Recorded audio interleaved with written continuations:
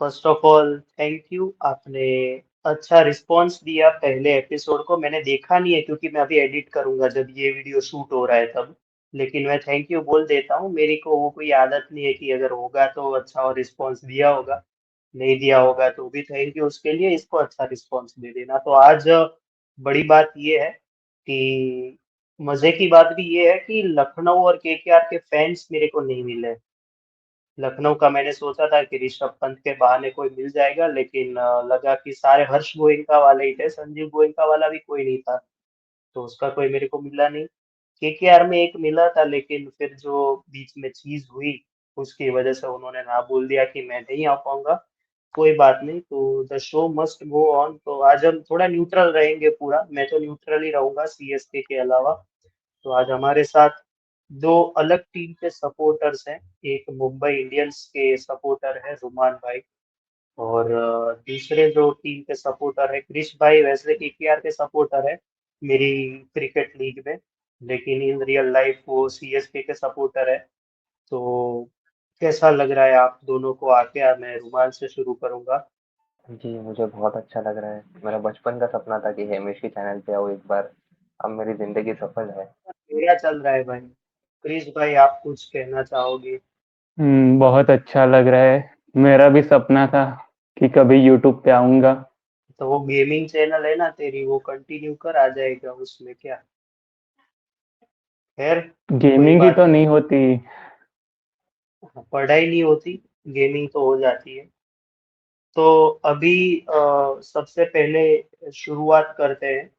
वैसे तो मैं ये क्वेश्चंस तब पूछता हूँ जब कोई फैन होता है, लेकिन एज ए न्यूट्रल्स हम पहले ये डिस्कस करते हैं कि एज ऑफ केकेआर, पहले केकेआर से शुरुआत करते हैं कि केकेआर का लास्ट सीजन, अगर हम ट्रॉफी विनिंग वाले को छोड़े उसके आगे का सीजन अगर देखें तो ओवरऑल आपके हिसाब से कैसा रहा है? क्योंकि मैं जहां तक जानता हूँ कि 2021 या फिर 2022 के बाद जो एक इम्पैक्ट हुआ था श्रेयस अय्यर के आने की वजह से, उसकी वजह से रसल को भी एक अच्छा खासा फॉर्म कहीं ना कहीं मिला था, वरना वो आंद्रे अंदर आंद्रे बाहर वाले मीम्स चलते ही रहते थे। तो वो उसको अच्छा खासा फॉर्म मिला। उनके पास मिचेल स्टार्क एक सीजन के लिए, तो एक सीजन के लिए आए।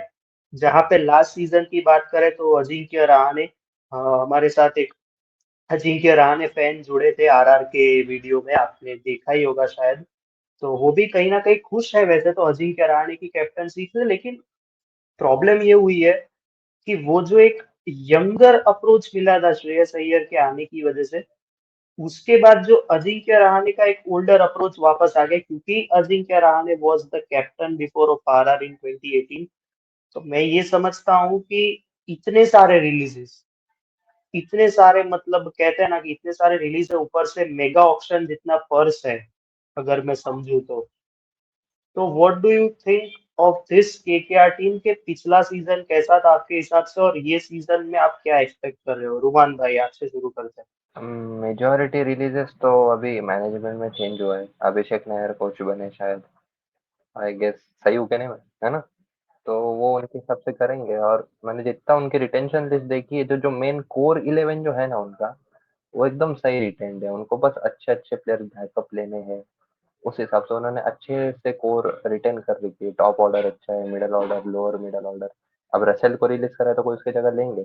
और बॉलर्स भी रखे हैं उन्होंने, जैसे उमरान मलिक अभी एलएसजी ग्रूम कर रहा है मयंक यादव को, तो वो उमरान मलिक को कर सकते हैं। स्पिनर्स उनके बहुत अच्छे हैं, वरुण चक्रवर्ती हो गया, सुनील नारायण टॉप ऑर्डर खेल लेंगे, स्पिनर अच्छे हैं। तो मेन जो कोर है 11-12 प्लेयर्स की, रघुवंशी, अंकुरिश रघुवंशी, उसको डोमेस्टिक में कीपिंग करा रहे हैं।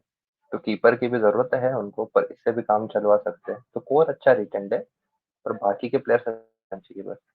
हाँ क्रिश, तेरा क्या मानना है? लास्ट सीजन तो बहुत गंदा था उनका, कि 8th थे ना शायद पॉइंट्स टेबल में।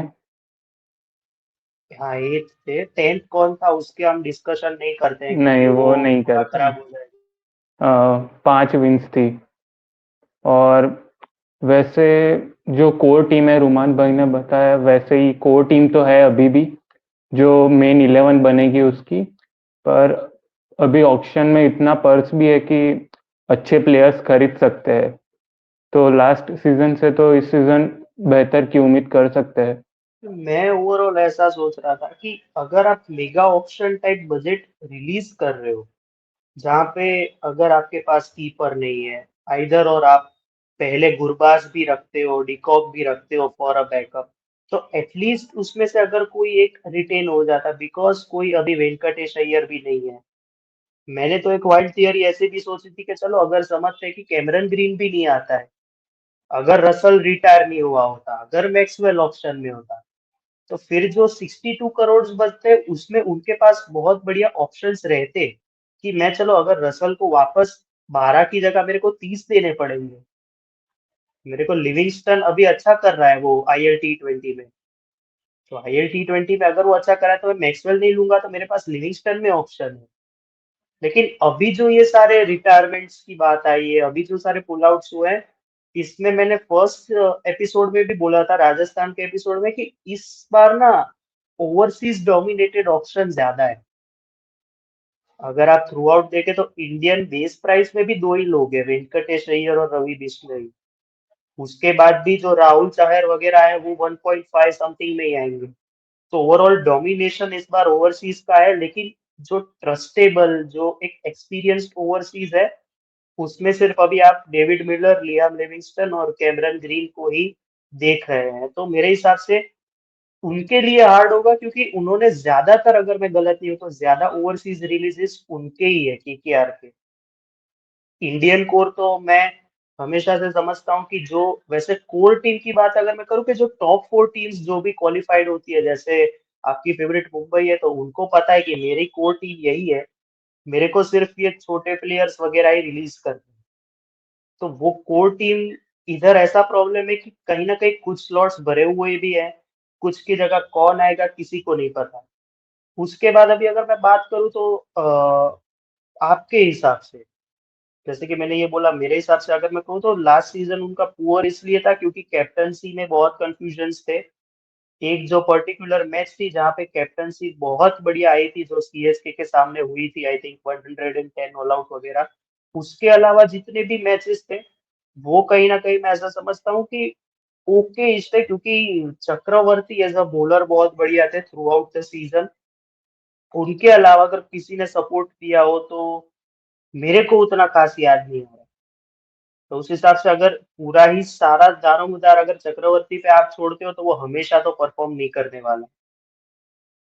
खैर, तो ये बात हुई। नेक्स्ट क्वेश्चन मेरे लिए, मेरे मन में जो है कि आपका फेवरेट केकेआर का या फिर लखनऊ का भी हम इसके बाद डिस्कस करते हैं, इनका favourite moment of all time कौन सा है। मैं पहले मेरा बता देता हूँ केकेआर का।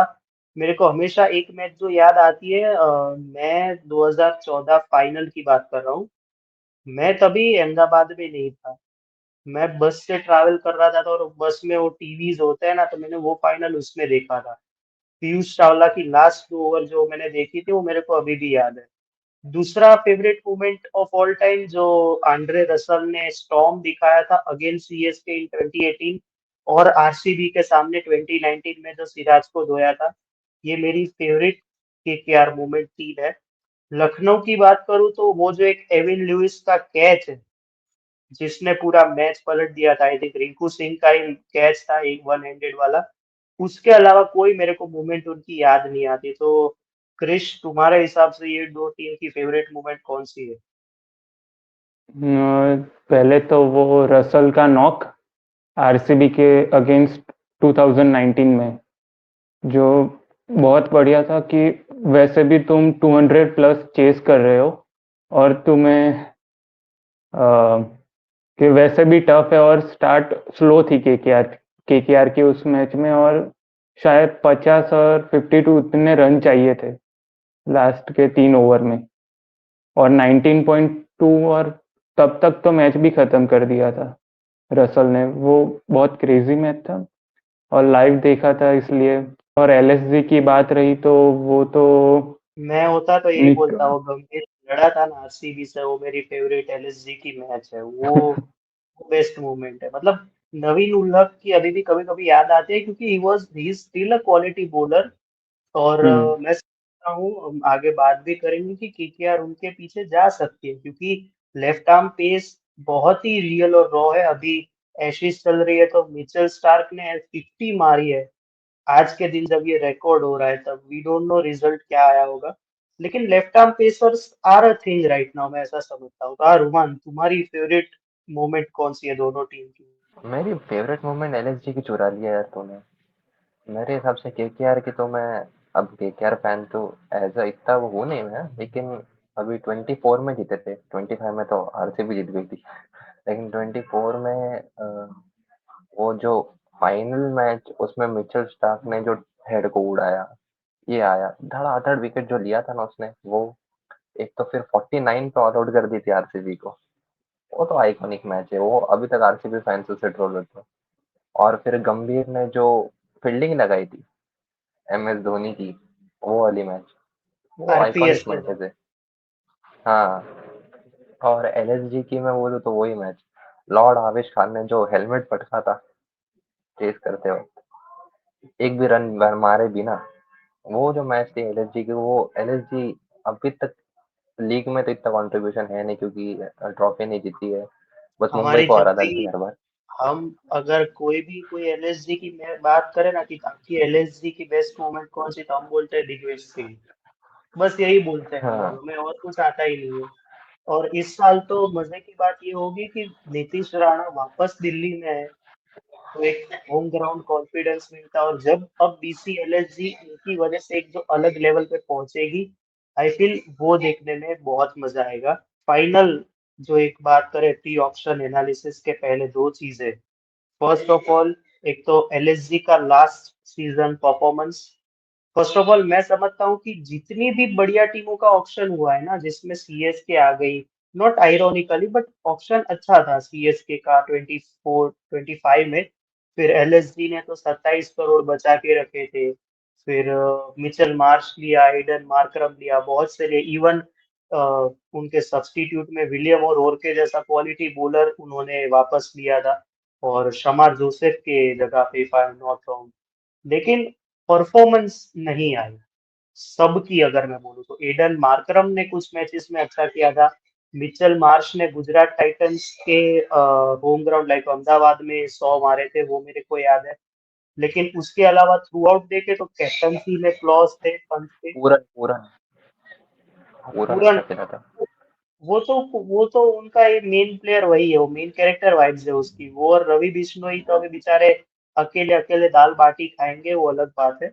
लेकिन चीज वही है कि परफॉर्मेंस जिससे चाहती रहती है वो नहीं आई है उनके तरफ से। और ऋषभ पंत से ज्यादा बड़े कैप्टन मेरे को पिछले सीजन ऐसा लगा Sanjiv Goenka was much interested to captain the whole team.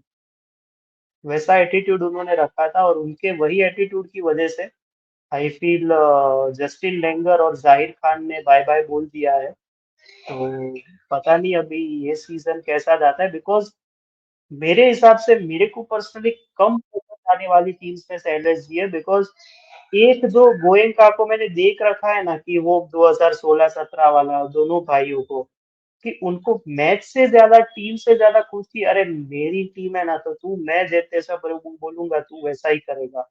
जैसा एक शाहरुख खान का बात निकलता है हमेशा कि जब भी टीम मीटिंग्स होती है, ही इज ऑलवेज देयर कि आज मैं डांटूंगा, लेकिन फिर सब कुछ चिल हो जाता है, अरे तूने ऐसा क्यों नहीं किया। तो वैसी चीज है।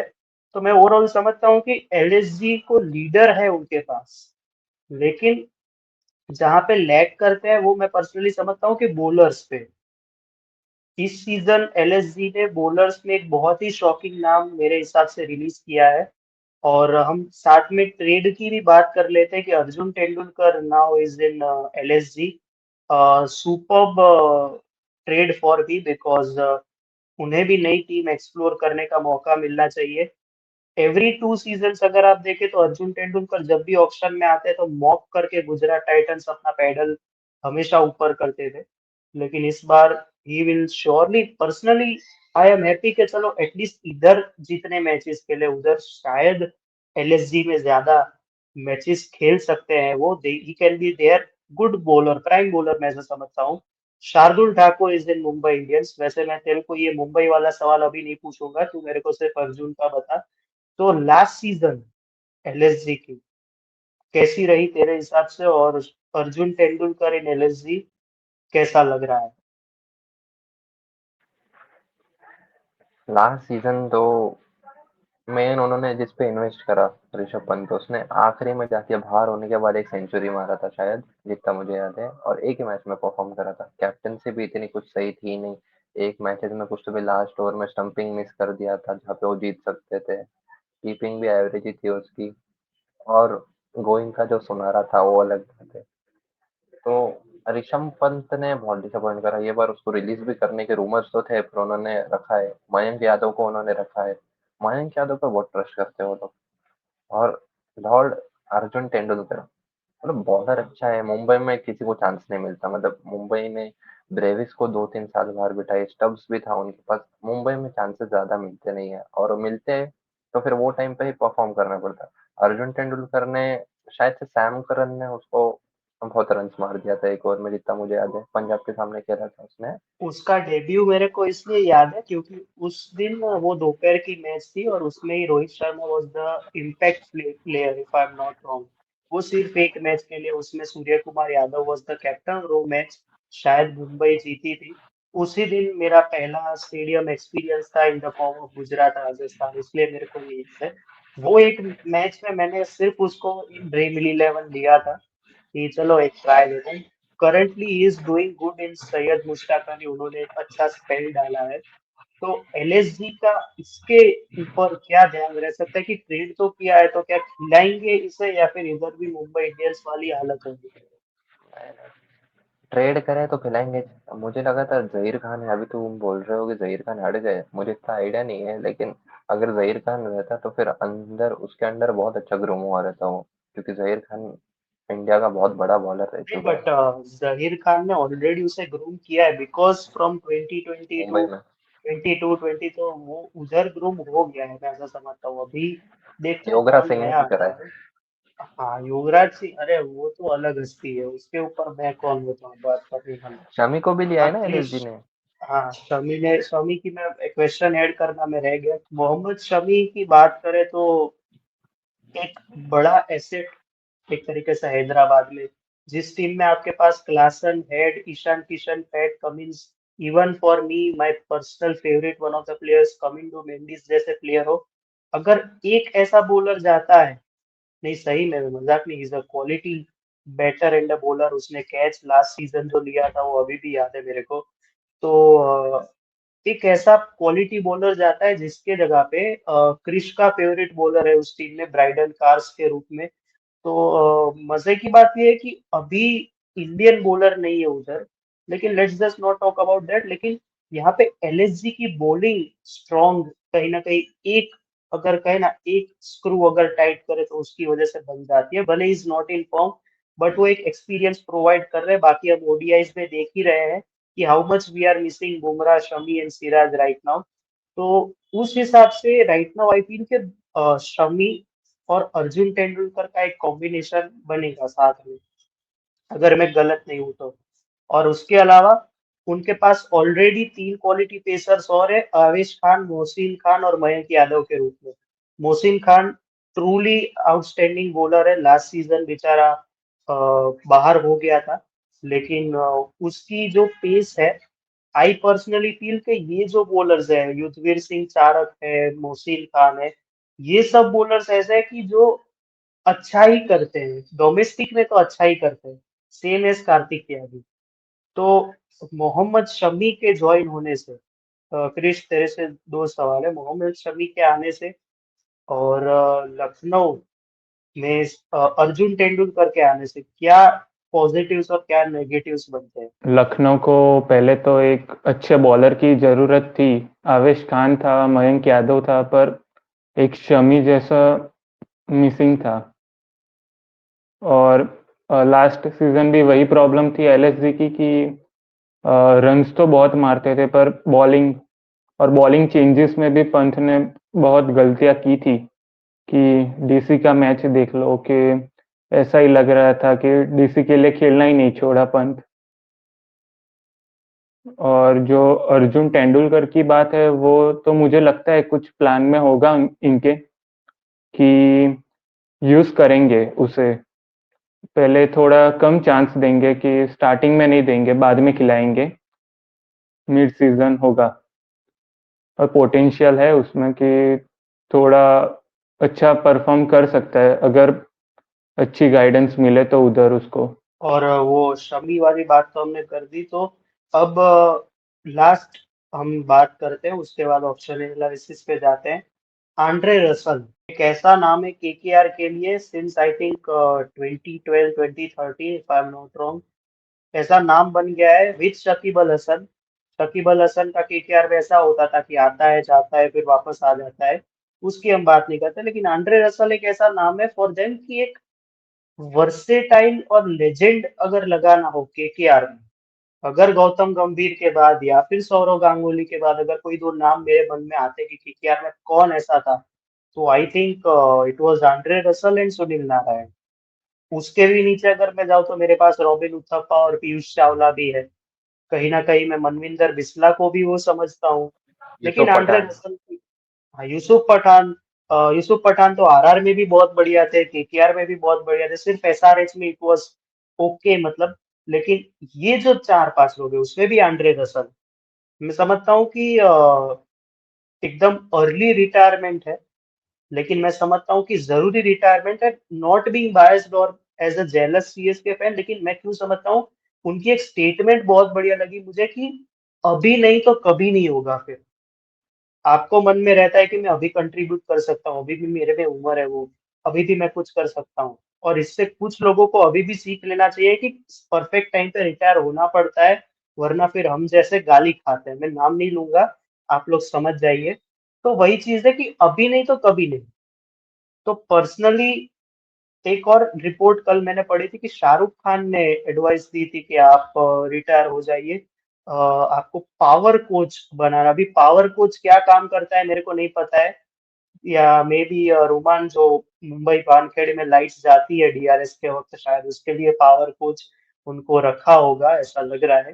लेकिन Andre Russell as a player कितनी बड़ी मिस है, और क्या उनके जगह पे कोई रिप्लेसमेंट परफेक्ट आएगा, हमें जो पता है हम उसकी बात नहीं कर रहे, लेकिन उस जगह को कौन फुलफिल कर सकता है for the next 4-5 years। Power coach उन्होंने एक्सप्लेनेशन ये दी कि सिक्स सिटिंग के लिए जो पावर लगती है उसको प्लेयर्स को देगा, वो मतलब प्रोवाइड करेगा। उस हिसाब से तो सीएस को जरूरत थी, क्योंकि पिछले साल उन्होंने जो घास उगाई है, फॉरेस्ट पूरा ग्रीन फॉरेस्ट, तो उस हिसाब से तो सीएसके को जरूरत थी। Down to earth. लेकिन मेरे, हाँ एकदम डाउन टू अर्थ। पर मेरे हिसाब से रसेल और खेल सकता था, ऑप्शन में जाता तो बहुत टीम्स उसके पीछे पड़ती। अभी मैंने सीएसके का नाम लिया, वही पीछे पड़ी रहती, क्योंकि उनको लोअर ऑर्डर अच्छा बैट्समैन चाहिए, म, जो आके मार सके। तो मेरे हिसाब से तो आंद्रे रसेल और खेल सकता था, लेकिन उसकी मर्जी, उसको उसकी लेगेसी खत्म नहीं करनी की। उसका स्टेटमेंट था कि लेगेसी फालतू का खेलूंगा तो लेगेसी भी चली जाएंगी। जो तूने मैं जो वो सेंटेंस बोला, मैं समझता हूँ कहीं ना कहीं कि इमोशनल कनेक्ट एक टीम के साथ जब हो जाता है फिर वो नहीं छूटता है, तो वो एक साइड है। क्रिकेट को अगर इमोशंस के साथ जोड़े तो मैं समझ सकता हूँ, फिर वो कोई भी प्लेयर हो, फिर वो दूसरी टीम में खुद को इमेजिन नहीं कर सकता। Nobody can be Hardik Pandya, वो मैं ऐसा समझ। इमोशन तो लगाना ही छोड़ दिया जब से हार्दिक पांड्या मुंबई में आके कैप्टनसी ले लिया। तो मतलब इमोशन जो फ्रेंचाइजी क्रिकेट में इमोशन रहता ही नहीं, वो तो हमने 2-3 साल पहले सीख लिया था एज मुंबई इंडियंस फैन। क्योंकि ए टू जेड सारे फैंस को बुरा तो लगा था, स्पेशली मैं रोहित शर्मा फैन हूँ तो मेरे को तो ज्यादा लगा था। लेकिन अब क्या कर सकते हैं, सपोर्ट तो करना ही ना।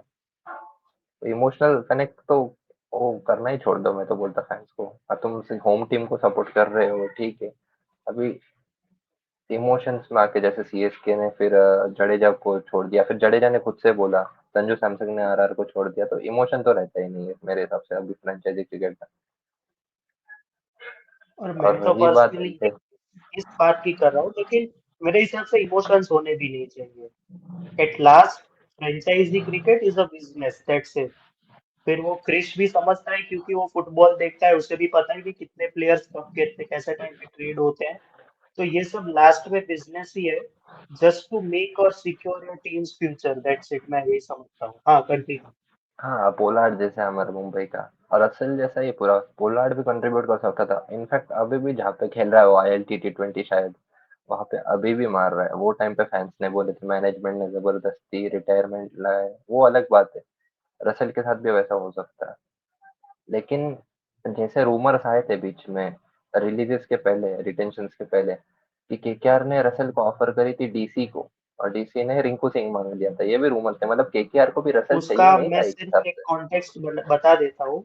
आंद्रे रसल इस साल SA20 में प्रिटोरिया कैपिटल्स के लिए खेलने वाले हैं, इसलिए ये पॉसिबल हो सकता था। तो हाँ, लेकिन डीसी को रिंकू चाहिए तो केकेआर ने बोला औकात में। लेकिन एक हिसाब से केकेआर को जरूरत तो नहीं थी उसकी, तो उसका भी सही है, उसका इमोशनल है। केकेआर से ही खेलना है उसको, दूसरे फ्रेंचाइजी में खुद को देखना नहीं है, तो फिर उसके डिसीजन को रिस्पेक्ट करो, और क्या कर सकते हैं। अब पावर कोचिंग के दे वो प्रैक्टिस सबके, सिक्स मारना सिखाओ बच्चों को। स्पेशली अब कौन कहते हैं जो नया आने वाला है उसको तो सिखाने की जरूरत नहीं पड़ेगी वैसे, लेकिन कोई बात नहीं। हाँ क्रिश, तुम्हारे हिसाब से आंद्रे रसल का क्या अभी कोई फ्यूचर था लीग क्रिकेट में? क्योंकि वेस्ट इंडीज का भी एक ये सारे प्लेयर्स का ऐसा हो गया है, क्योंकि उन्हें पैसे नहीं मिलते हैं वेस्ट इंडीज क्रिकेट बोर्ड से, तो they prefer more domestic cricket, और वो हम देखते भी आ रहे हैं। तो क्या लगता है आपको? ऑप्शन में जाता तो सब टीम जाती है उसके पीछे, सबको ज़रूरत है कि एक ऐसे ऑलराउंडर की रसल जैसे। पर जो केकेआर का डिसीजन था कि उसे रिलीज करे, वो बिल्कुल सही था एक पॉइंट पे, क्योंकि एजिंग थी, 37 का हो गया है।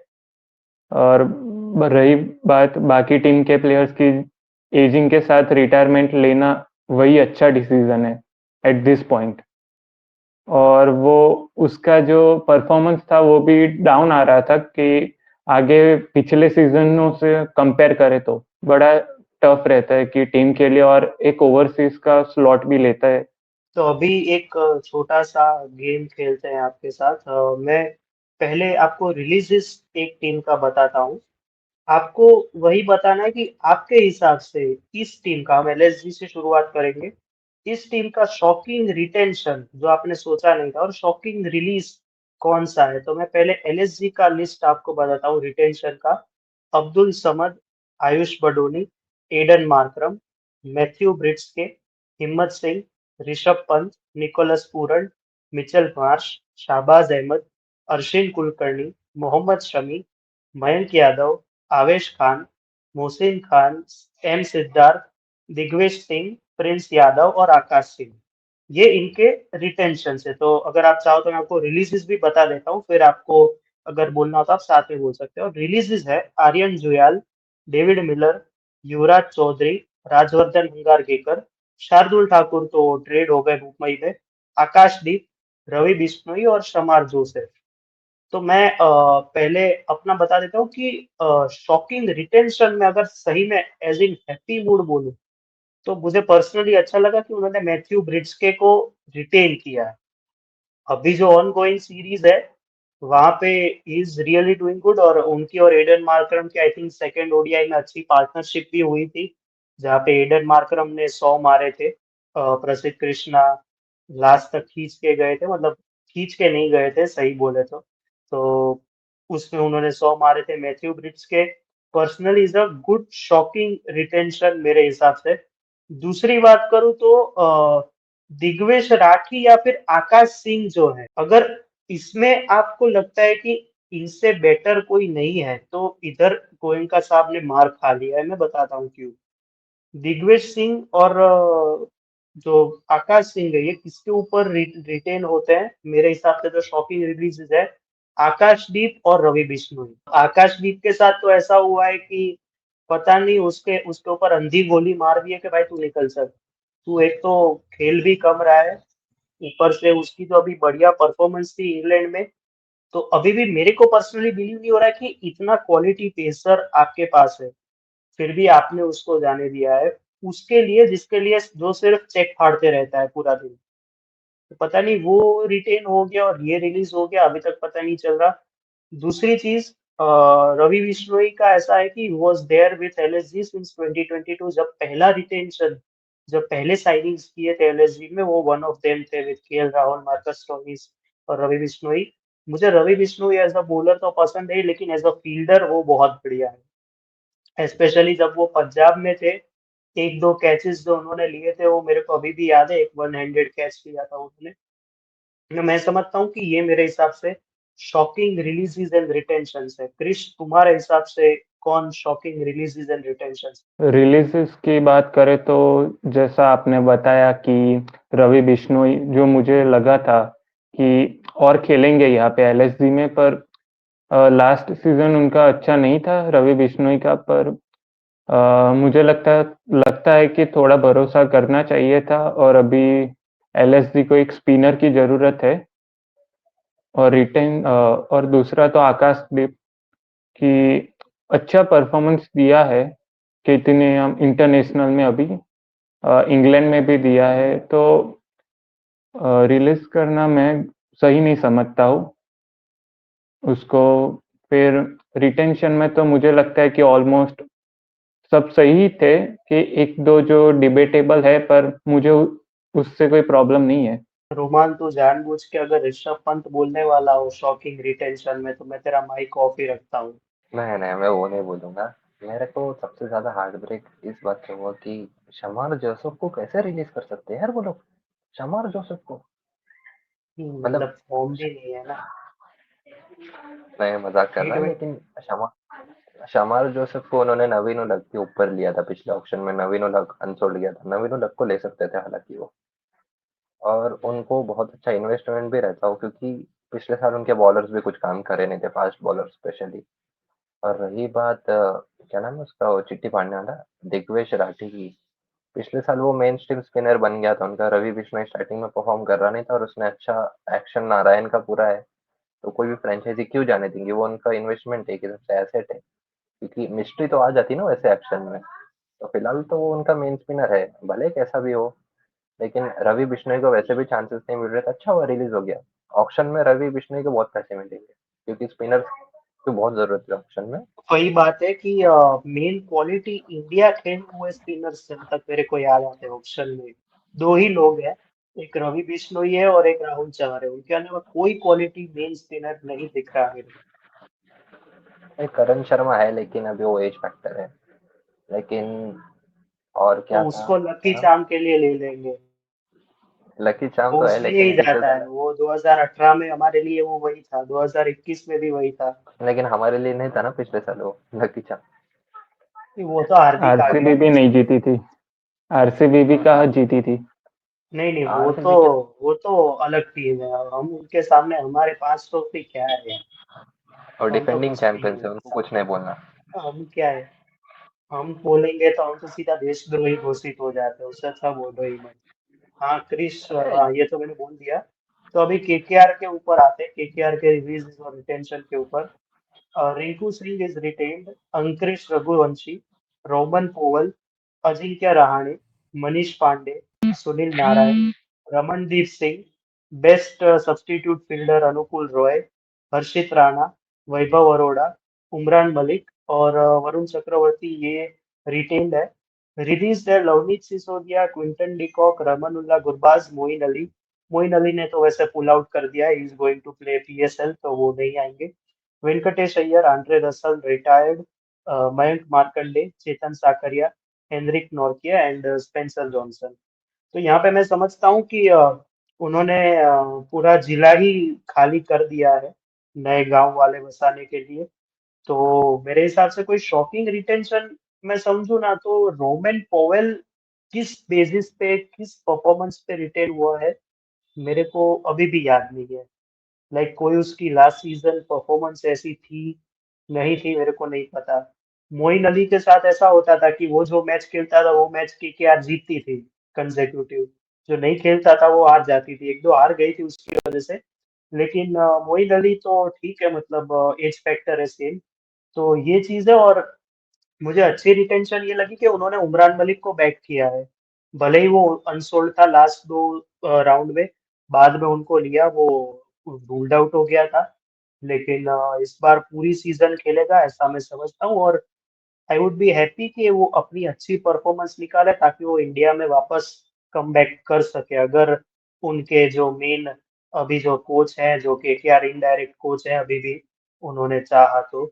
और रिलीजेस में मैं बात करूँ तो मैं समझता हूँ कि अ, अगर कोई एक विकेट कीपर ले लेते वापस, मैं ज्यादातर समझता हूँ क्विंटन डिकॉक। क्विंटन डिकॉक वैसे तो एक्सपीरियंस है, अगर कोई आपको नहीं मिलता है ओपनर, ऐसा तो पॉसिबल नहीं है, लेकिन अगर समझ लो कि कोई विकेट कीपिंग ओपनर आपको नहीं मिलता है, Tim Seifert will be there, मैं ऐसा समझता हूँ, लेकिन उसके अलावा कोई अगर नहीं मिलता है, तो आपके पास एटलीस्ट ये एक प्रॉपर ऑप्शन है for wicket keeper and an opener कि ये खिला सकते हो आप पूरी सीजन।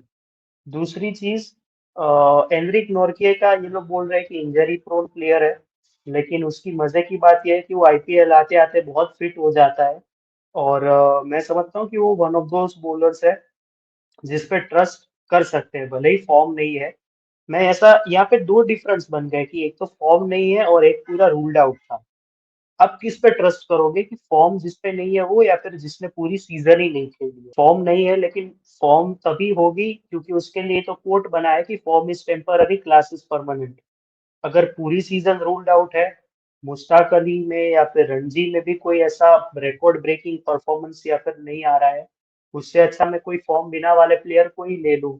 उससे अच्छा मैं वापस सचिन रविंद्र को ही बाय बैक कर लूंगा, अगर ऐसा होगा तो यही चीज है। रोमान, तुम्हारे हिसाब से कौन सा शॉकिंग रिलीज और रिटेंशन है? शॉकिंग तो कुछ नहीं बोल सकते क्योंकि एक्सपेक्टेड था कि अभिषेक नायर आएगा, तो फिर पिछले साल जो भसड़ बजी थी तो निकालने वाला था।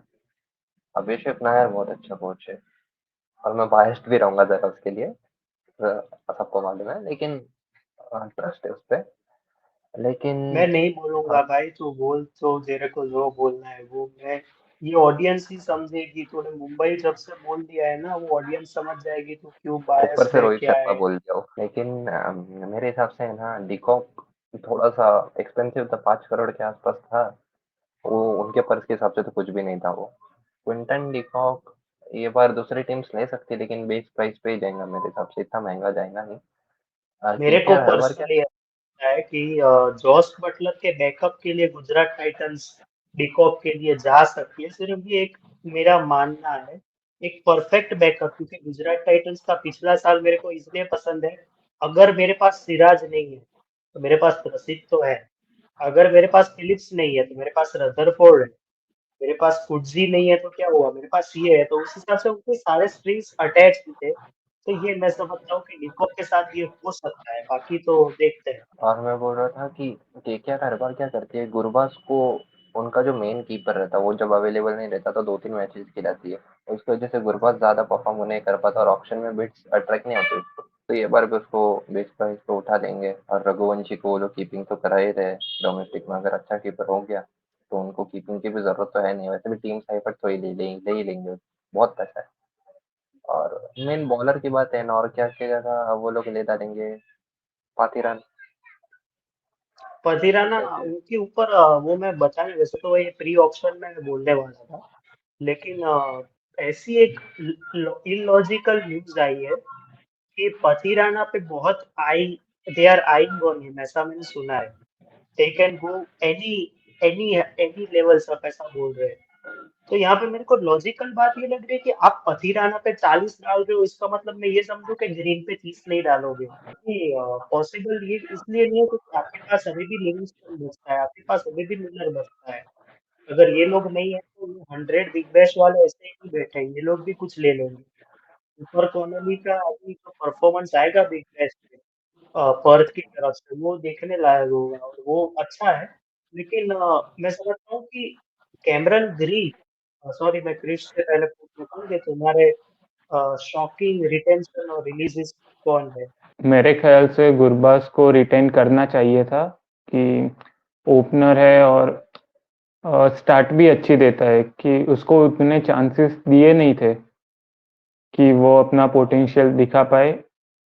और दूसरा तो ये है कि बॉलर्स के अरोरा है और राणा है, राणा को क्यों नहीं निकाला वो मुझे नहीं पता कि क्या नहीं नहीं देखते भाई, हैं। तू दंगे मत करवा, मेरी चैनल वो बंद करवा देगा। इंडिया का इकलौता तेरे ऑल दंगे फॉर्मेट प्लेयर, ऐसा मत बोल। नहीं भाई, वो ऑल फॉर्मेट उसमें क्या देखते हैं कि इकोनॉमी भी बहुत थी उसकी लास्ट सीजन, कि आप 10 थी उसकी शायद, और उससे तो हम 8 या 7 की भाई उम्मीद रखते हैं हम अच्छे बॉलर से, कि उसका वो रिटेंशन 8 मुझे या 7 तो जो पसंद नहीं आया। करता है ना, वो 8 या 7 वो रन्स देता है एक ओवर में, ये चीज हम्म है पॉसिबल। लेकिन सब बोल दिया।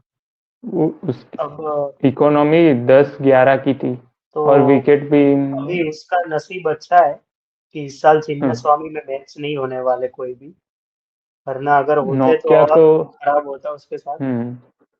उसके जगह नोकिया को रिटेन करना चाहिए था, कि वो ओवरसीज जो फैक्टर है वो भी देता है उधर, कि पर अब उनके प्लान में कोई और बॉलर हो ओवरसीज का तो वो देखेंगे। मतलब उन्होंने स्पेंसर जॉनसन ही निकाल दिया है, तो अब कौन ही ओवरसीज उनके पास रहेगा बॉलर्स में। बीच में नेथन ऑप्शन एलिस में मांग ऑप्शन रहे में थे। हाँ हाँ, मैं वही बोल रहा हूँ। नेथन एलिस की भी बीच में ट्रेड की खबरें आई थी कि every was interested in him after the Australia series, लेकिन वो पॉसिबल नहीं हुआ। लेकिन अब बात करते हैं ऑप्शन एनालिसिस की, तो कैमरन ग्रीन से ही शुरुआत करते हैं, पथिराना का बाद में हम देखते हैं। कैमरन ग्रीन एक ऐसा नाम है, 2022 में आई थिंक, नहीं sorry, Rovman if I am not wrong, 23 में मुंबई में था, 24 में आरसीबी में था, फिर 25 में बेचारे को प्रॉब्लम हुई थी, उसकी वजह से वो नहीं आ पाया। तो अभी जो 2026 का ऑप्शन है, हम ऐसा समझ लेते हैं कि चलो कैमरन ग्रीन केकेआर में ही जाता है, क्योंकि अब न्यूज बनी गई है तो हम कौन होते हैं जज करने वाले। कैमरन ग्रीन केकेआर में ही है, समझ लो। लेकिन अगर कैमरन ग्रीन नहीं आता है केकेआर, तो उनके पास ऑप्शंस क्या रहते हैं उसके जगह पे, उसी टाइप का ऑलराउंडर, फिर चाहे वो स्पिनर हो, फिर चाहे वो पेसर ऑलराउंडर हो, या फिर स्पिनर हो। मैं ऐसा समझता हूँ कि चलो ये लिविंगस्टन पहले, क्योंकि रैंडमली प्लेयर्स आते हैं ना, हमें भी नहीं पता होता कौन कब आता है।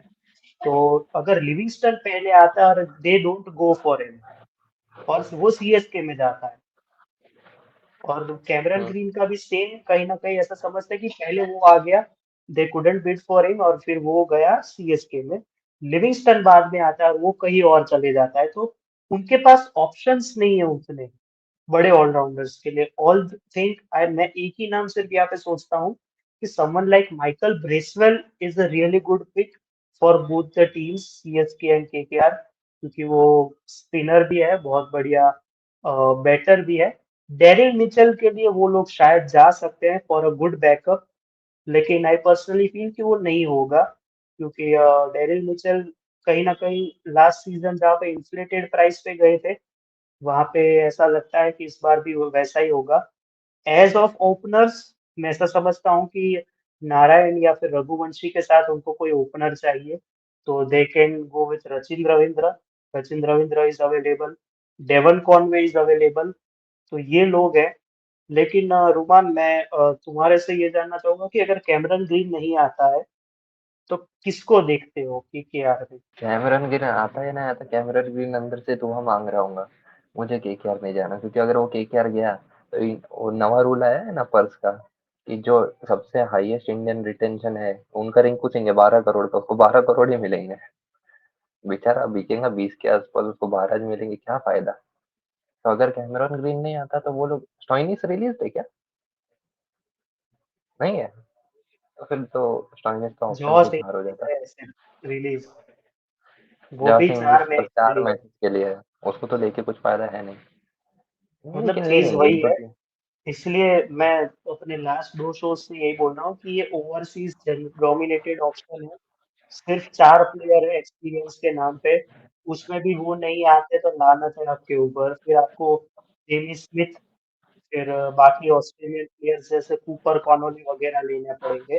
और इस बार मैं ऐसा समझता हूँ कि जितने 100 एस20 और बिग बैश के प्लेयर हैं वो बहुत बिकेंगे, अच्छे अमाउंट में नहीं, लेकिन एक बिकेंगे जरूर, ऐसा समझता हूँ, क्योंकि आपके पास ये 3 नाम के अलावा कोई नहीं है।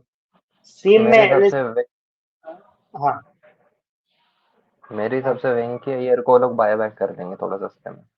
हाँ, वो पॉसिबल है, क्योंकि लास्ट टाइम तो आरसीबी को लिटरली इतना झुका दिया था कि फिर वो ले नहीं पाए थे।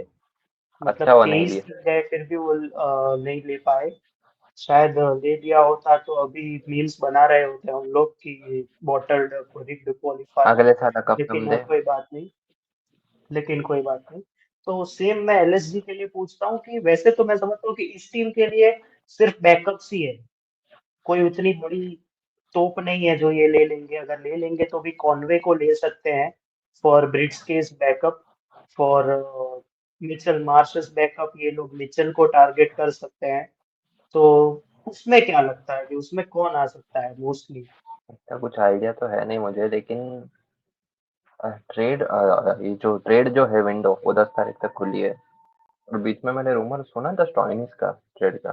तो स्टॉइनिस अगर ट्रेड हुआ स्टोइनिस को एलएसजी में वो तो ट्राई हार्ड कर रहे हैं लेने, लेकिन बहुत ट्राई हार्ड कर रहे उसके सामने पंजाब किंग का जो मेन बाप या फिर कोच है ना वो भी ऑस्ट्रेलियन है, इसलिए वो नहीं हैं। जाने वो देंगे। नहीं देखना, वो नहीं रिकी देखना। पॉन्टिंग एक ऐसा नाम है, अगर उसकी टीम को आप अगर आप कोच बनाते हो तो आपके 8 में से 6 ओवरसीज आपको ऑस्ट्रेलियन ही खिलाने पड़ेंगे।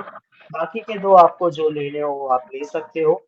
तो लोग तो यहाँ तक कह रहे हैं कि ऋषभ पंत के साथ स्टीव स्मिथ होंगे इस साल, क्योंकि गोयनका को वापस 17 याद आना चाहिए। और मैं उसमें गलत भी नहीं समझता हूँ कि अगर स्टीव स्मिथ आते हैं तो एक और नॉस्टैल्जिक मोमेंट हो जाएगी फॉर गोयनका कि उन्होंने एक और विकेट कीपर को कैप्टनसी से निकाल दिया। लेकिन मैं समझता हूँ कि अभी ये सब बताना मेरे लिए तो हार्ड है, लेकिन Steve Smith can be a good anchor like Kane Williamson. क्योंकि हर कोई जो है T20 में ऐसा समझो कि हर कोई अटैकिंग खेलेगा तो एंकर और डिफेंसिव कौन खेलेगा? फिर आपका इस पे बेसबॉल ही मेरा खेलना पॉइंट है। है। मेरे हिसाब से स्टीव स्मिथ को खिलाएंगे, लेकिन किधर वो लोग ओपनिंग कराते हैं अपने। क्या ओपनिंग तो नाम है उनका सेट है देखो। हाँ, मिचेल मार्श और एडन मार्करम, आई थिंक ये एक ओपनिंग है। 3 पे पंत आ जाता है। तीसरे नंबर पे, नहीं 3 पे अभी क्या होगा कि पंत को अभी थोड़ा फ्री हैंड देंगे वो, क्योंकि 3 पे पूरन, अभी कोई उनको चाहिए अब्दुल समद या फिर ऐसे टाइप का कोई बैटर। अगर अर्शिन वो खेल कुलकर्णी है पाए ना तो उनके ठीक पास। है। नहीं, बदोनी लेकिन है। अर्शिन अर्शिन ऑलराउंडर और बदोनी फिनिशर के रूप में आता है। तो 3 पे अगर स्मिथ को लेते हैं, this is just a guess, तो फोर्थ पे आपके पास ऑलरेडी निकोलस पूरन बैठा है। फिफ्थ पे आपके के पास ऑलरेडी पंत है। सिक्स्थ आपके पास ऑलरेडी आयुष बदोनी है। तो ये 6 तो ऐसे ही हो जाते हैं। लेकिन ये उनके ऊपर है। मैं क्रिश के पास वापस आना चाहूंगा कि अगर कैमरन ग्रीन नहीं तो कौन लगता है कि कौन आ सकता है केकेआर में? मुझे लगता है कि मिचेल के लिए जाएंगे अगर ग्रीन ना मिले तो इनको। और दूसरा एक ऑप्शन रहता है कि सचिन रविंद्र जो आपको ओपनिंग भी दे सकता है, पर वो लेफ्टी लेफ्टी का हो जाएगा फिर नारायण और। नहीं पर तो फिर Harshdeep KKR, Angkrish Raghuvanshi can open ना। हाँ ही बहाने कैन भी है। ओपन। नारायण फिर 1 डाउन या 2 डाउन या फिर लास्ट में ही उसको भेजना है तो उन पे है कि रसल की पोजीशन पे। पर अभी तो ऐसा लेके चलते हैं कि नारायण विल ओपन। तो फिर मिचेल है जो एक ऑप्शन रहता है उनके पास। लिविंगस्टन तो अगर सोल्ड हो जाता है तो होगी, वरना वो टारगेट तो लिविंगस्टन को ही करेंगे इधर ऑप्शन में कि ग्रीन नहीं मिलता है तो। और मैं ऐसा समझता हूँ एज अ सीएसके फैन, अभी जो पर्स है आई थिंक 43 करोड़ समथिंग, अगर वो 40 हम्म। तक भी जाता है, अगर 40 तक जाता है, मैं ऐसा सिर्फ वाइल्ड गेस कर रहा हूँ, तो उसको वो हाइक ही करने वाले हैं। कहीं ना कहीं सीएसके को भी हाँ। आइडिया है कि अगर 60 तक भी जा, 60 उनका पर्स है आई थिंक, 63। हम्म। तो अगर 40 तक भी जाता है तो उनका अगर 20 भी रहता है ना तो हम लिविंगस्टन को बाद में आराम से ले सकते हैं। केकेआर लिविंगस्टन के लिए शायद 20-25 तक जाएगी, क्योंकि उन्हें पता है कि हम इनको 20-25 में दे देंगे तो एटलीस्ट हमारे पास जो कैमरन ग्रीन हम 15, 25, 30 में लेने वाले थे, हमें वो 15 में मिल हम्म। सकता है, क्योंकि बाकी हाँ। किसी का उतना पर्स नहीं है। ये सिर्फ मेरा मानना है। और एलएसजी में व्हाट डू यू थिंक कि क्या चेंजेस आ सकते हैं? एलएससी में तो पहले तो देखने जाए तो सेटल है मोस्ट ऑफ की। एक ऑलराउंडर की जरूरत है उनको भी कि लिविंगस्टन को ला सकते हैं। और स्पिन ऑप्शन के लिए राहुल चहर जो एक अच्छा ऑप्शन रहेगा कि रवि बिश्नोई जा रहे हैं तो उस हिसाब से, वरना वेंकी को लेना है तो वो ले सकते हैं, पर पोजीशन उसको फिर लोअर ऑर्डर में आना पड़ेगा, पोजीशन वो प्रॉब्लम पोजीशन रहेगी। की बात अभी ये है कि अभी बीच में एक सीएसके के कुछ ओनर्स ने वेंकटेश को बोला कि तू फिफ्थ या सिक्स पे बैटिंग करता हूँ, तेरा फिनिशर का रोल भी देख ले। तो यहाँ पे बहुत सी ऐसी चीजें हैं कि कौन किस में जाएगा। ऐसा पहली बार हो रहा है कि एक प्लेयर का ऑलरेडी प्रिडिक्टेड है, दो प्लेयर का, कि ये तो इसमें ही जाने वाला है, इसमें कोई बड़ी बात नहीं है। वरना कभी कभी ऐसा होता है कि शौक लगता है कि अरे ये इसने नहीं लिया।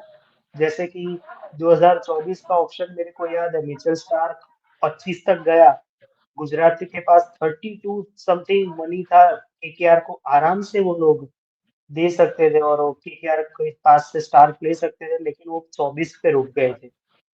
तो ऐसा कुछ अगर शॉकिंग मोमेंट होता है एट द लास्ट टाइम तो वो पॉसिबल है। और अगर लेट्स जस्ट होप कि कैमरन ग्रीन अच्छे से एशेज खत्म कर ले, क्योंकि अभी जितनी उसको चोट लगेगी उतनी सीएसके और केकेआर वालों को चोट लगने वाली है। जो छिछोरे का मीम टेम्पलेट है वो कैरम वाला वैसी चीज है वो। तो आई थिंक ये इतना हम रखते हैं अभी इधर। अभी आपके लिए मैंने थोड़े रैपिड फायर, अच्छा तुमको कुछ बोलना है, बोलो बोलो। मेरे को तेरे दो काउंटर्स थे, एक स्टीव स्मिथ वाला। अगर स्टीव स्मिथ एलएसजी में जाता है तो फिर एलएसजी ऐसा नहीं चाहेंगे कि उनके चारों ओवरसीज टॉप 4-5 में हो जाए। मिचेल अरे मार्श हो उनका गया, प्रॉब्लम क्या है पता है, उन्होंने लास्ट बॉलर। सीजन इतने सारे लेफ्टीज लिए थे ना।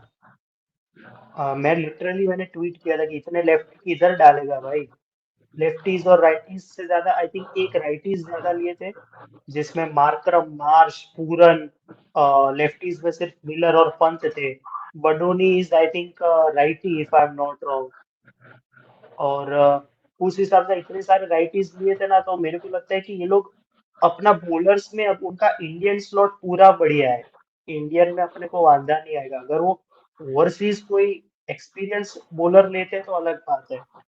मैंने नवीन लग राजस्थान जाता। के शो में मैंने राजस्थान के शो में बोला था कि अगर ये लोग नॉर्किया लेते, क्योंकि पंत नॉर्किया की कैप्टनसी के अंडर खेला है, तो उनको कोई प्रॉब्लम नहीं होगा उस चीज से।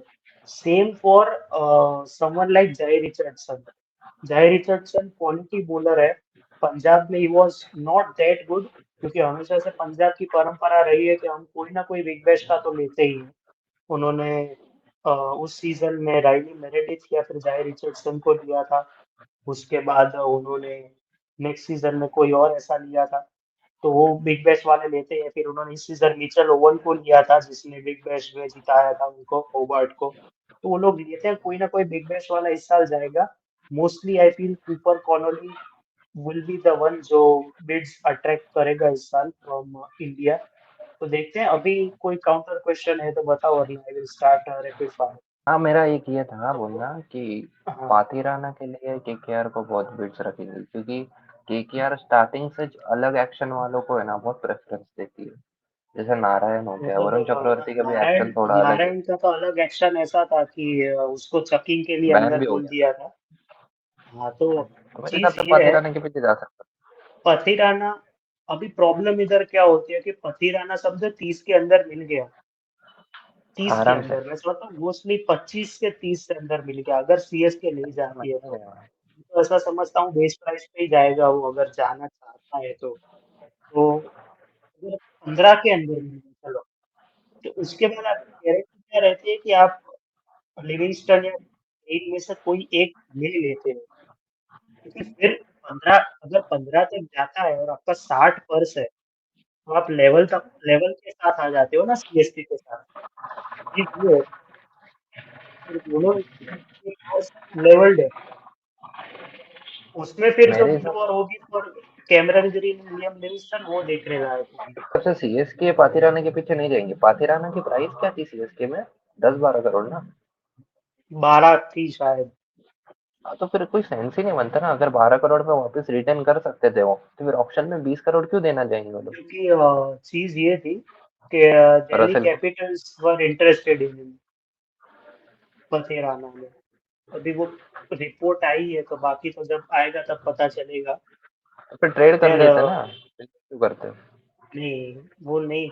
ट्रेड में कितने कैश पड़ा ही है अब। अगर ज्यादा मैं कैश पर दे देते तो दिल्ली के पास, दिल्ली सिर्फ जैक फ्रेजर मैगर को निकाली है ओवरसीज में, उसके अलावा मेरे को कोई याद नहीं आ रहा है। तो दिल्ली डिकॉक ले सकती है, ओपनर को निकाली है। पॉसिबल है, क्योंकि फाफ डू प्लेसिस नहीं है इसलिए पाप भी कोई गया है। हो सकता है। तो अभी तो देखते हैं क्या होता है। बाकी आई विल स्टार्ट में रैपिड फायर। ये पहला रैपिड फायर है जिसमें एलएसजी और गुजरात नहीं होगी, क्योंकि उनकी लेगेसी अभी शुरू हुई है। नेक्स्ट 10 साल के बाद अगर आएगी तो हो सकते हैं मे बी। तो रैपिड फायर सिर्फ केकेआर के ऊपर है, आपको अपने हिसाब से जवाब देना है कि आपके हिसाब से underrated KKR player of all time कौन है। मैंने तो अपना इधर नाम लिख दिया है कि मेरे हिसाब से अंडररेटेड। मेरे हिसाब से मैं 3-4 नाम लूँ, चलेगा? क्रिस लिन, शाकिब अल हसन, यूसुफ पठान, और एक कौन तो था, मेरे कल याद आया था दिमाग में लेकिन भूल गया मुझे मैं। एक इतना नाम अंडररेटेड है वो, ऐड करना है, मुझे एक इतना नाम ऐड अंडररेटेड करना है है। मैं खुद भूल ब्रेटली, गया। ब्रेटली भी अंडररेटेड समझता हूँ मैं आईपीएल में, क्योंकि उतना क्रेडिट नहीं मिलता है उनको।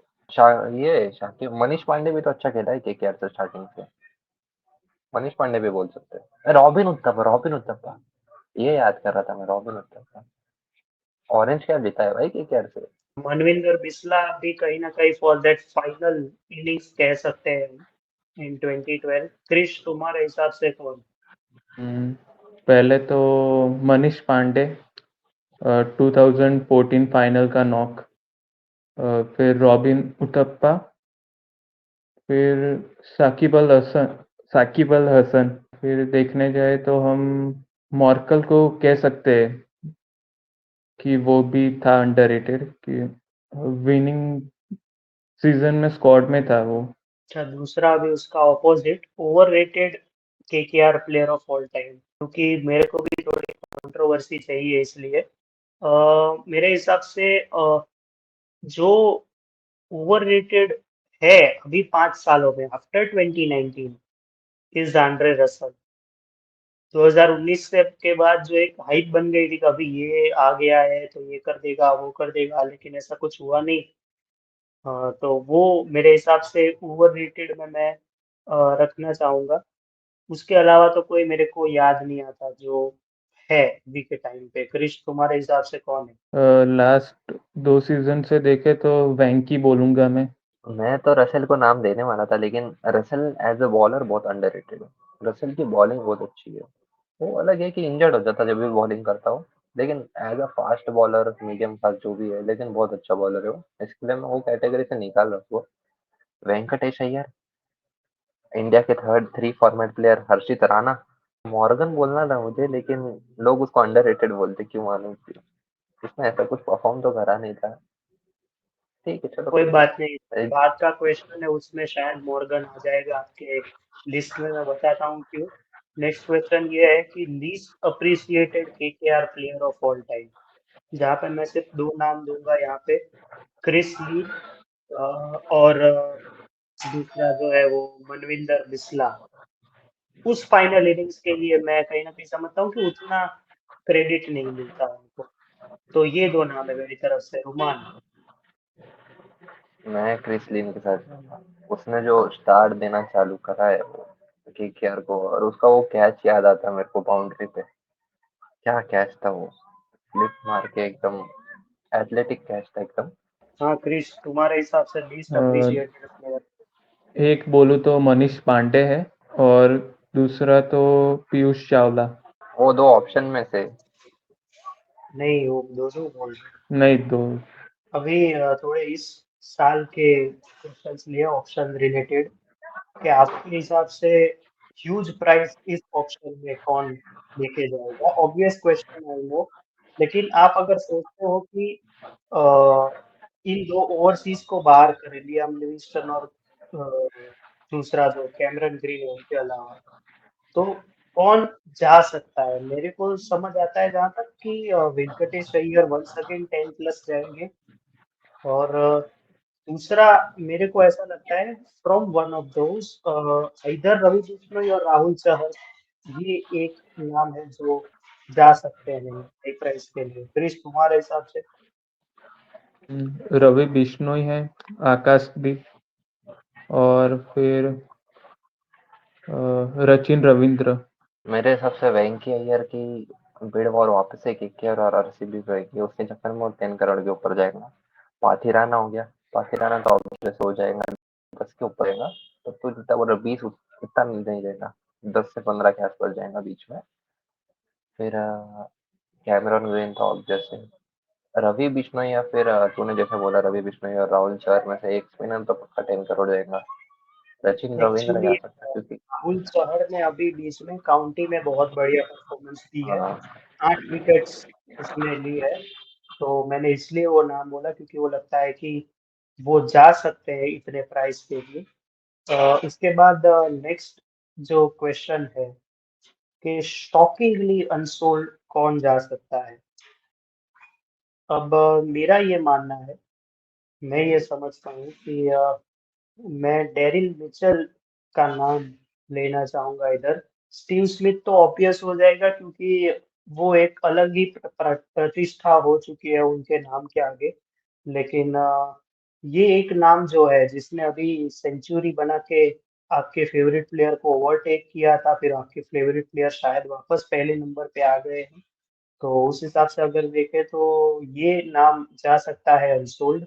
बाकी रोमान भाई आप बताइए कौन शॉकिंग है जो अनसोल्ड जा सकता है? मुझे लग रहा था डिकॉक, लेकिन बहुत सारे टीम को कीपर की सही चाहिए, डिकॉक तो नहीं जाएगा आंसर। हाँ, लेकिन एक मिनट, हाँ मैं सॉरी क्वेश्चन गलत कर रहा। लेकिन पिछले जो तूने क्वेश्चन पूछा था कि कौन जा सकता महंगा, तो मिलर भी बहुत बिड अट्रैक्ट करेगा क्योंकि बहुत सारी टीम को फिनिशर चाहिए और एग्रेसिव फिनिशर है, तो मिलर जाएगा महंगा। और रही बात जो अनसोल्ड जा सकता, उसमें फिर मैं अगर केकेआर ने गुरबाज को नहीं ली तो मेरे हिसाब से गुरबाज अनसोल्ड जा सकता क्योंकि हर बार केकेआर ही मेरे को लेती है। कहीं ना कहीं ऐसा लग रहा है कि अगर डीकॉक समझते हैं कि अनसोल्ड नहीं जाएगा तो उनके पास एक और ऑप्शन होता है डेवन कॉनवे के रूप में, कि वो एक ऐसा प्लेयर है जो अच्छा खासा कर सकता है फॉर रिस्पेक्टिव टीम्स। हाँ क्रिश। मुझे लगता है कॉनवे या फिर Miller. Conway is surprising name क्योंकि अभी बीच में ऐसा आ रहा था गुजरात टाइटंस उनको लेने वाले हैं, लेकिन उसके साथ फिर उधर वही होगा, बेचारा अच्छा खेलता है लेकिन बटलर की वजह से ओवर शेडो हो जाएगा तो वो भी नहीं जाएगा उसमें। उसके बाद लास्ट 3 सवाल मैं आपको पूछना चाहूंगा, कोई ऐसा प्लेयर जो आप ऑडियंस को बताओगे इस पे नजर रखना जब ये ऑक्शन पे आएगा तब, कोई छोटा बड़ा कोई भी नाम हो। जैसे कि मैं हर शो में बोलता हूँ कि आकिब नबी करके एक पेसर है जम्मू कश्मीर के, जिनके ऊपर बहुत सी बातें चल रही है आजकल की, वो उन पे नजर रखना कि ये प्लेयर जा सकता है अच्छे दाम में। मेरे एक दोस्त ने ऐसा बोला था कि जेमी स्मिथ भी अच्छे दाम पे जा सकता है क्योंकि वो अच्छा कर रहे हैं अभी। लेकिन मैं पर्सनली मानता हूँ कि वो T20 में इज ओके, उतना कुछ खास नहीं है। जो ऑक्शन में है उनमें से या फिर कोई भी टीम में से भी चलेगा? नहीं नहीं, option one player to have अच्छा। आई ऑन दिस सीजन नहीं है, वन अच्छा, प्लेयर ओके, टू हाँ। आई ऑन दिस ऑप्शन। बेयरस्टो है क्या ऑक्शन में? अभी उसको वो मिल गया, तेरा जवाब कॉपी कर देगा वो। बेयरस्टो। मेरे हिसाब से रचिन रविंद्र अच्छे बिड में जाएंगे। मैं वो सिर्फ वो एक अनसोल्ड वाले में एक और नाम जोड़ना चाहूंगा जो कि है जेराल्ड कुडसिया, क्योंकि मेरे को लगता है कि सिर्फ अग्रेशन है, अभी फॉर्म भी नहीं है, सिर्फ डेल स्टेन का जैसे अग्रेशन रखा है उन्होंने। बाकी देखते हैं कि उनके साथ क्या होता है। लास्ट दो केकेआर जा क्वेश्चन सकती हैं, है पर। मे भी हो सकता है उनको एक एक्सपीरियंस बॉलर चाहिए, लेकिन प्रॉब्लम हम्म। क्या होती है कि वो ज्यादातर वानखेड़े और ईडन टाइप्स पिचेस पे बहुत बढ़िया करते हैं। बाकी मैंने ऐसा हाँ। देखा है कि अगर पिच पिच नहीं मिलती है तो तू कौन मैं कौन वाला सीन हो जाता है उनके साथ। तो लास्ट 2 क्वेश्चंस आपके ऊपर कि कौन से प्लेयर्स या फिर कौन सा प्लेयर ऐसा है जो बिड वॉर अट्रैक्ट करेगा आपके हिसाब से? एक इसमें मैं नाम दूंगा Jonny Bairstow as a opener, क्योंकि बहुत सी टीमों के ओपनर ओपनिंग स्लॉट खाली है, जहाँ पे मैं समझता हूँ कि Jonny Bairstow as in DC बहुत बढ़िया बिड होगी उनके लिए। और उनके सामने केकेआर में भी फॉर द ओपनिंग स्लॉट। मैं समझता ये दोनों की बिड वॉर टोनी बेस्टो के लिए हो सकती है। क्रिश, तुम्हारे हिसाब से कौन है? Anrich Nokia. हाँ, मेरे हिसाब से बिड वॉर होंगी, रवि बिश्नोई होंगी, वेंकटेश अय्यर पे तो कन्फर्म है, वेंकटेश अय्यर पे बहुत बिड वॉर होंगी, पाथिराना, ये तीन। ऑब्वियस नहीं पूछा मैंने, ऐसा अनऑब्वियस है। अब जो है बिड वॉर होगी तो होगी। जो अब बेयरस्टो, मैं वेंकटेश बोलने वाला था अय्यर, रवि बेयरस्टो पर। बिश्नोई, वेंकटेश अय्यर, रवि बिश्नोई, ये साले सब हाइकर्स आएंगे इसमें। 10 तक बढ़ा के सब लोग निकल जाएंगे, उनका धंधा उधर तक चाहिए। मैं अनसोल्ड वाले में एक नॉर्किया का नाम डालना चाहूंगा, मेरे को लग रहा है अनसोल्ड जा सकता हूँ। पर्सनली ऐसा लगता है कि डेविड मिलर, अगर तू इधर नाम लेता कि बिड वॉर हो सकती है, क्योंकि तूने ही अभी बोला कि फिनिशर चाहिए टीम्स को, तो मे भी वो हो सकता है बिड वॉर में। तो मैं वो बोलने वाला था, तूने बोल दिया ऑब्वियस मत बोल। अब डेविड मिलर भी ऑब्वियस मिलर है का उसमें। ऑब्वियस है। मिलर ऑब्वियस नहीं है सर, मिलर नहीं एक्सपीरियंस पर में आता है। फिर भी ऑब्वियस तो है। अगर डिकॉक गया तो फिर डिकॉक भी हो सकती है बिड वॉर। ऐसे तो फिर सारे आईपीएल के ऑप्शन के प्लेयर कैसे, किसी ना किसी पे तो बिड वॉर होंगी ना। अब शमी मतलब ऑप्शन में होता उस पे भी होती। इसीलिए तो ये क्वेश्चन रखा है मैंने। तो लास्ट सवाल है इस पूरे सेशन का, आपके हिसाब से इन्फ्लेटेड प्राइस पे कौन जाएगा? मतलब अगर ये प्लेयर जैसे कि है, इसको सिर्फ 10 ही मिलने चाहिए, लेकिन ये 15 पे जा रहे हैं, तो उस हिसाब से अगर देखें तो मेरे हिसाब से आई थिंक जिस तरह का अभी रचिन रविंद्र का T20 फॉर्म चल रहा है, तो आई थिंक अगर उनको 5 मिल जाए लास्ट सीजन के जैसे, दैट वुड बी गुड। लेकिन कहीं पे 5 के ऊपर अगर उनको मिल जाते हैं तो आई थिंक वो थोड़ा ज्यादा हो जाएगा। रोमान। मेरे हिसाब से लिविंगस्टन 5 के ऊपर गया तो, क्योंकि लिविंगस्टन हर बार का है आईपीएल के पहले अलग अलग लीग्स में परफॉर्म करता और फिर आईपीएल में चालू हो जाता। उसका वो मैक्सवेल जैसा ही है। तो लिविंगस्टन को अगर 5 के ऊपर ले रहे तुम तो वो एक ओवर रेटेड हो जाएगा। सचिन रविंद्र 10 के ऊपर, 8 के ऊपर ओवर रेटेड है। और कैमेरॉन ग्रीन, मैं बोलने दूंगा कैमेरॉन ग्रीन को प्राइस का प्रेशर आया तो परफॉर्म ना करे तो। एक तो ग्रीन है, फिर बिश्नोई है जो जाएगा ओवर प्राइस्ड, फिर बाकी तो सब है, लिविंगस्टन है एक। अभी I think this is the end of this show. I hope आप लोगों को दोनों को मजा आया होगा। वैसे तो मैं क्लोजिंग स्टेटमेंट लूंगा ही आप दोनों के पास से। पहले मैं क्रिस से पूछना चाहूंगा, जिन्होंने इस पूरे वीडियो कॉल को अर्जुन कपूर का एक मेमोरियल बनाया है, कुछ ज्यादा ना बोल के। अभी का टाइम तो अर्जुन कपूर को देखे तो आप बताइए, आपको कैसा लगा इस शो पे आके? ये पहली बार मेरा ऐसा कोई एक्सपीरियंस था कि क्रिकेट पे चर्चा करनी है।